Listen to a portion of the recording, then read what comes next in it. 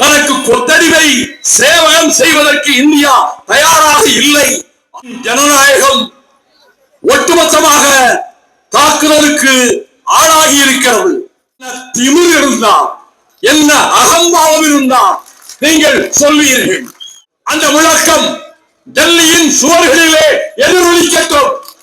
அந்த முழக்கம் வெள்ளை மாளிகையின் சுவர்களிலே மோதி எதிரொலிக்கட்டும். அப்படிப்பட்ட திருப்பூர் செய்திகளை உடனுக்குடன் தெரிந்து கொள்ள நம் திருப்பூர் சேனலை சப்ஸ்கிரைப் செய்யவும். தொண்டு செய்து வலுத்த வளம் தூய காழி மார்பில் விழும் மண்டை பிறப்பை உலகந்தொழும் மனக்குகையில் சிறுத்தை விழும் என்ற பாவேந்தருடைய பாடல் வரிகளுக்கு இலக்கணமான அறிவாசான் தந்தை பெரியார் அவர்களை 91 ஆண்டுகளுக்கு முன்னதாக 1934 பேரறிஞர் அண்ணா அவர்கள் சந்தித்த அதே இடத்தில் காவல்துறையினரால் கபாலம் திறக்கப்பட்டு ஏந்திய விடுதலை கொடியை தாழாமல் கைப்பிடித்து ரத்தம் குபுகுவென்று மண்ணிலே கொட்ட மாண்டு மடிந்த வீர தியாகி திருப்பூர் குமரனுடைய நினைவிடத்துக்கு அருகில் அமெரிக்க ஏகாதிபத்திய அரசின் 50 விழுக்காடு வரியிப்பால் இந்த திருப்பூர் மாநகரம் தன் வரலாற்றிலே காணாத பொருளாதார நெருக்கடியை, தமிழ்நாட்டின் சரித்திரத்தில் இதுவரை ஏற்படாத பொருளாதார நெருக்கடியை எதிர்கொள்வதற்காக அந்த தாக்குதலை முறியடித்து வீழ்த்துவதற்காக ஜெர்மனி நாட்டிலே தமிழ் சகோதர சகோதரிகளை சந்தித்து தமிழ்நாட்டுக்கு தேவையான முதலீடுகளை ஈர்த்து அங்கிருந்து புறப்பட்டு பிரித்தானியத்தின் கேம்பிரிட்ஜ் பல்கலைக்கழகத்திலே உரையாற்றி ஆக்ஸ்போர்ட் பல்கலைக்கழகத்தில் அறிவாசான் பெரியார் அவர்களுடைய திருவுருவ படத்தை திறந்து வைக்க இருக்கின்ற உபகண்டத்துக்கே வழிகாட்டக்கூடிய திராவிட மாடல் அரசை நடத்தி கொண்டிருக்கின்ற தமிழகத்தினுடைய முதலமைச்சர் ஆர்வீர் சகோதரர் மாண்புமிகு தளபதி ஸ்டாலின் அவர்களினுடைய விருப்பத்திற்கேற்ப ஏற்பாடு செய்யப்பட்டு நடைபெற்றுக் கொண்டிருக்கின்ற இந்த கண்டன ஆர்ப்பாட்ட நிகழ்ச்சிக்கு தலைமையேற்றிருக்கின்ற நாடாளுமன்ற உறுப்பினரும் திராவிட முன்னேற்ற கழகத்தின் துணை பொதுச் செயலாளரும் முன்னாள் மத்திய அமைச்சருமான பாசமிகு சகோதரர் ராஜா அவர்களே, இந்த நிகழ்ச்சிக்கு வந்தவரை வரவேற்பை நிகழ்த்திய அன்புமிக்க சட்டமன்ற உறுப்பினர் செல்வராஜ், திருப்பூர் மாநகராட்சி தலைவர் தினேஷ்குமார், அதை போல முன்னிலை ஏற்றிருக்கின்ற பத்மநாபன், மாநில அமைச்சரும் இந்த எழுச்சிமிகு நிகழ்ச்சிக்கு பெருந்துணையாக இருப்பவருமான பாசமிகு சகோதரர் செந்தில் பாலாஜி, எழுச்சி தமிழர் தொல் திருமாவளவன், காங்கிரஸ் கட்சியின் சார்பிலே பங்கேற்ற சகோதரர் தங்கபாபு, திராவிடர் கழகத்தினுடைய துணை தலைவர் மானமிகு கலிபூமுந்தன், போல்ஸ்வீக் கட்சியினுடைய கொடியை, மாமேதை லெனின் ஏந்திய செங்கொடியை நெஞ்சிலே தாங்கி இருக்கக்கூடிய பொது உடைமை கட்சிகளின் பிரதிநிதிகளாக இங்கே உரையாற்றிய தோழர் திருப்பூர் சுப்பராயன், நாடாளுமன்ற உறுப்பினர் சகோதரர் வெங்கடேசன் உரையாற்றி இந்த கூட்டத்தை வெற்றிகரமாக ஆக்கி தந்திருக்கின்ற பாசமிகு ஈஆர் ஈஸ்வரன், எம்.எஸ். ஜவாஹருல்லா, முகமது அபூபக்கர் தமீம் அன்சாரி, கண்ணன் கோவை ராமகிருஷ்ணன், அதியமான் உள்ளிட்ட மேடையில் அமர்ந்திருக்கக்கூடிய கூட்டணி கட்சிகளினுடைய மதிப்புமிகு தலைவர்களே,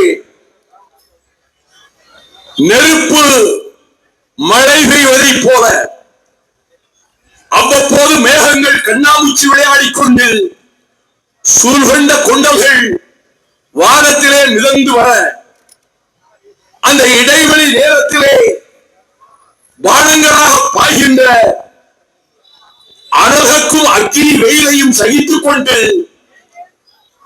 இந்த திருப்பூர் நகரத்தினுடைய பின்னலாடை தொழிலையும், பின்னலாடை தொழிலுடைய இந்திய தலைநகராக திகழ்கின்ற திருப்பூர் நகரையும், இந்த நகரிலே வந்து வாழ்கின்ற பல்லாயிரக்கணக்கான தொழிலாளர் தோழர்களையும் பாதுகாப்பதற்காக திரண்டிருக்கக்கூடிய அன்புடைய பெரியோர்களே, எனது அருமை தாய்மார்களே, வாலிப வேங்கைகளே, திராவிட முன்னேற்ற கழகத்தினுடைய கண்மணிகளே, கழக தோழர்களே, நடுநிலையாளர்களே, பத்திரிகையாளர்களே, தொலைக்காட்சி ஊடக நண்பர்களே, சிறந்தாழ்ந்த வணக்கம். இந்த நிகழ்ச்சியை ஏற்பாடு செய்த மாண்புமிகு தமிழக முதல்வர் அவர்கள், நம்முடைய ஈஸ்வரன் அவர்கள் குறிப்பிட்டதைப் போல ஆகஸ்ட் 16ஆம் தேதி அமெரிக்க வரி விதிப்பால் பெரும் தாக்குதலுக்கு உள்ளாகி இருக்கக்கூடிய பின்னலாடை தலைநகரிலே இருந்து தொழில் முனைவர்களை வரவழைத்து அவர்கள் கருத்துக்களை செவிமடுத்து 48 மணி நேரத்திற்குள்ளாக ஆகஸ்ட் 16ஆம் தேதி இந்திய தலைமை அமைச்சருக்கு இந்திய ஜனநாயகத்தை புலியோடி புதைக்க முற்பட்டுவிட்ட மதவெறியாளர் தலைமை அமைச்சர் நரேந்திர மோடி அவர்களுக்கு, துறை சார்ந்த அமைச்சருக்கும் எழுதிய மடலில் மிக முக்கியமாக வலியுறுத்தியது, ஒன்றிய அரசு தன் பங்கை உணர்ந்து குறிப்பாக துணிநூல் துறைக்கு முக்கியத்துவம் கொடுத்து இந்தியாவின் ஏற்றுமதி துறைகளை பாதுகாக்க ஒற்றுமையான கொள்கை வடிவமைப்பை முன்வைக்க வேண்டும் என்று வலியுறுத்துகிறேன் என்பதோடு, அவசர கடன் வரி உத்தரவாத திட்டத்தின் கீழ் ECLGS 30% வரை அடமானமற்ற கடன்கள் வட்டி மானியத்துடன் வழங்கப்பட வேண்டும் என்றும், ஏற்றுமதி செய்யப்பட்ட பொருள்களின் சுங்கங்கள் மற்றும் வரிகளில் இருந்து விடுதலை 5% உயர்த்தப்பட வேண்டும் என்றும், நூலை சேர்ந்த துணிநூல்களையும் சேர்த்து அனைத்து துணிநூல்களுக்கும் ஏற்றுமதி கடன் நீட்டிக்கப்பட வேண்டும் என்றும் நம்முடைய தமிழக முதலமைச்சர் அவர்கள் வலியுறுத்தி இருக்கிறார். இந்த நிகழ்ச்சியில் பங்கேற்றிருக்கக்கூடிய அனைத்து தலைவர்களும் வலியுறுத்தியதை போல 25 விழுக்காடு இருந்த வரியை, அதற்கு முன்னர் 16 விழுக்காடாக இருந்த வரி பின்னர் 25 விழுக்காடு உயர்த்தப்பட்டு, அதற்கு மேல் தனக்கு கொத்தடிமை சேவகம் செய்வதற்கு இந்தியா தயாராக இல்லை, ஆயத்தமாக இல்லை. அச்சுறுத்துவோம், பயமுறுத்தி பார்ப்போம், பகிரங்கமான தாக்குதலை தொடுப்போம், இந்தியாவின் பொருளாதார முதுகெலும்பை நொறுக்குவோம் என்று முற்பட்டுவிட்ட டொனால்டு டிரம்ப் விதித்திருக்கக்கூடிய இந்த வரி விதிப்பால் லட்சக்கணக்கான தொழிலாளர்கள் தங்கள் பணியை, வேலையை இழக்க நேரிடும். அமெரிக்க நாட்டுக்கு இந்தியாவின் சந்தையை வேளாண் பொருள்கள், பால் உள்ளிட்ட பொருள்கள் இறக்குமதிக்கும். அதே நேரத்தில் காரணத்தில் அங்கிருந்து வருகிற பொருள்களுக்கு தாங்க முடியாத வரி விதிப்பை ஏற்படுத்தியும் அமெரிக்க ஏகாதிபத்திய கழுகு தன்னுடைய சுயரூபத்தை காட்டியிருக்கிறது. எழுச்சி தமிழர் என் இனிய சகோதரர் தொல் திருமா அவர்கள் குறிப்பிட்டதைப் போல அதானிக்கும் அம்பானிக்கும் ஏஜெண்டு வேலை பார்க்கிற இந்திய தலைமை அமைச்சர் அவருடைய போக்கால் நாட்டின் ஜனநாயகம் ஒட்டுமொத்தமாக தாக்குதலுக்கு ஆளாகி இருக்கிறது.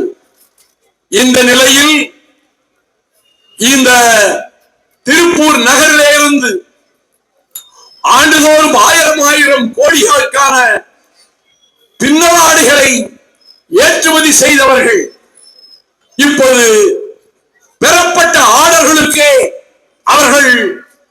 அவர்களுடைய பின்னலாடைகளை விற்க முடியாது. அமெரிக்க நாட்டு சந்தையிலே இந்த வரி விதிப்பை அவர்கள் தாங்கிக் கொள்ள வேண்டுமெனில் அவர்கள் ஏற்கனவே வகுத்திருந்த விலைவாசியை அவர்கள் அதிகப்படுத்தி விற்கவும் முடியாது.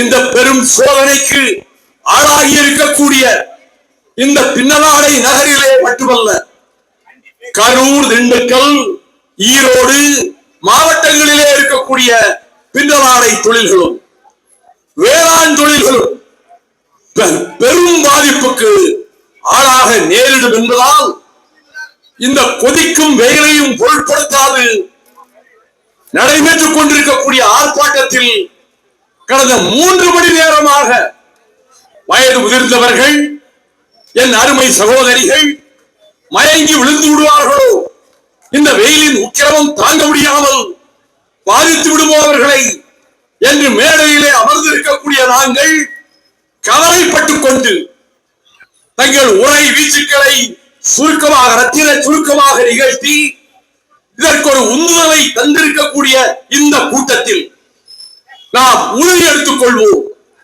ஜனநாயகத்திற்கு பேராபத்து ஏற்பட்டிருக்கின்றது. இந்திய ஜனநாயகம் பெரும் தாக்குதலுக்கு ஆளாகி இருக்கிறது. அதனால் தான் நாடாளுமன்றத்திலே விவாதிக்காமலே இந்திய அரசியல் சட்டத்தினுடைய 130வது திருத்தத்தை 2025 திருத்தத்தை உள்துறை அமைச்சர் அமித்ஷா அவர்கள் அவர் முன்வைத்திருக்கிறார். அதன்படி 30 நாட்கள் ஒரு மாநிலத்தின் முதலமைச்சரோ அல்லது அமைச்சர்களோ சிறையில் அடைபட்டிருந்தால் விசாரணை செய்துதான் ஒரு நீதிமன்றம் தீர்ப்பளிக்க வேண்டும் என்ற நிலையை மாற்றி அவர்களுடைய பதவி பறிக்கப்படும் என்று எதிர்க்கட்சிகளை பழிவாங்குவதற்காக இந்த உபகண்ட ஜனநாயக வரலாற்றில் இதுவரை இல்லாத ஒரு கருப்பு சட்டத்தை மைய அரசு முன்வைத்திருக்கிறது. உள்துறை அமைச்சர் அவர்களே, மாண்புமிகு ஹோம் மினிஸ்டர் அமித்ஷா அவர்களே, அவர்களுக்கு எவ்வளவு நெஞ்செழுத்தம் இருந்தால் கண்ணீரும் ரத்தமும் சிந்தி தியாகிகளின் கோட்டமாக இந்த தமிழ்நாட்டை திராவிட இயக்க கோட்டையாக ஆக்கி தந்த ஒரு இயக்கத்தை, திராவிட முன்னேற்ற கழகத்தை வேரோடு பிடுங்கி எறிய வேண்டும் என்று என்ன திமிர் இருந்தால், என்ன அகம்பாவம் இருந்தால் நீங்கள் சொல்வீர்கள். அது மட்டுமல்ல, பீகார் மாநிலத்தில் எங்கே 65 லட்சம் வாக்காளர்களை அந்த பதிவிலே இருந்து நீக்கி இருக்கக்கூடிய கொடுமையையும் இந்திய அரசு செய்ய துணிந்து விட்டது. இப்படிப்பட்ட பல்வேறு முறை தாக்குதல்களிலே இருந்து இந்த பின்னலாடை நகரினுடைய எதிர்கால வாழ்வை பாதுகாக்கவும் ஆண்டுக்கு 1000 கோடிகளை ஏற்றுமதி வணிகத்திலே ஏற்படுத்தி கொடுத்த இந்த திருப்பூர் உள்ளிட்ட பகுதிகளில், தமிழ்நாட்டினுடைய பல பகுதிகளில் இந்தியாவினுடைய பொருளாதார சந்தையில் ஏறத்தாழ 5,75,000 கோடி ஏற்றுமதி சந்தையிலே இருந்து படிப்படியாக கீழே இறங்கி 4,38,000 கோடிக்கு கீழே வீழ்ச்சி அடையக்கூடிய நிலை உருவாகிவிட்டது. இதை எதிர்த்து களம் காண வேண்டும் என்பதற்காக மைய அரசுக்கு பாடம் புகட்டுவதன் மூலமாக முதல்வர் முன்மொழிந்திருக்கக்கூடிய கோரிக்கைகளை நிறைவேற்றி இந்த பின்னலாடை தொழிலை மட்டுமல்ல, வேளாண் தொழிலை மட்டுமல்ல, திருமா குறிப்பிட்டதை போல கடற்கரை ஓரத்தில் கடலோடு போராடி வாழ்கிற மீனவ குடும்பங்களினுடைய வாழ்வையும் பாதுகாப்பதற்காக நாம் இந்த ஆர்ப்பாட்டத்திலே ராசா தலைமையிலே முழக்கங்களை நாம் எழுப்புவோம். அந்த முழக்கம் டெல்லியின் சுவர்களிலே எதிரொலிக்கட்டும். அந்த முழக்கம் வெள்ளை மாளிகையின் சுவர்களிலே மோதி எதிரொலிக்கட்டும். அப்படிப்பட்ட உறுதியான முடிவுக்கு இந்தியா கூட்டணியில் அங்கம் வகிக்கின்ற கட்சிகள், மதச்சார்பற்ற ஜனநாயக கூட்டணியில் திராவிட முன்னேற்ற கழகத்தின் தலைமையிலான அரசியல் கட்சிகள் உறுதியோடு சங்கல்பம் செய்வோம். மைய அரசுக்கு பாடம் புகட்டுவோம். இன்றைக்கு திருப்பூரில் நடைபெறுகிற இந்த கூட்டம் நிலா வெளிச்சத்திலே நடக்கிறதா அல்லது அனல் காயும் வெயிலில் நடக்கிறதா என்ற சந்தேகத்தை எழுப்புகின்ற வகையில் இதுவே ஒரு மாலை நேர கூட்டம் என்றால் திருப்பூர் தாங்காது, திருப்பூரின் தெருக்கள் தாங்காது. அப்படி உணர்ச்சி பிரவாகமாக எழுந்து வந்திருக்கக்கூடிய அனைத்து தோழர்களுக்கும் என் நன்றியையும் பாராட்டுகளையும் தெரிவித்து நாம் எடுக்கின்ற ஒவ்வொரு முயற்சிக்கும் தமிழகம் தோள் கொடுக்கும். தமிழகத்தை காப்பாற்றுவதற்காக, தமிழகத்தின் தொழில் பின்னலாடை தொழிலை காப்பாற்றுவதற்காக, லட்சோப லட்சம் தொழிலாளர்களின் நல்வாழ்வை பாதுகாப்பதற்காக நாம் உறுதி எடுத்துக் கொள்வோம். போராட்டம் வெல்லட்டும், ஆர்ப்பாட்டம் வெல்லட்டும். அனைவருக்கும் நன்றி, வணக்கம். திருப்பூர் செய்திகளை உடனுக்குடன் தெரிந்து கொள்ள நம் திருப்பூர் சேனலை சப்ஸ்கிரைப் செய்யவும்.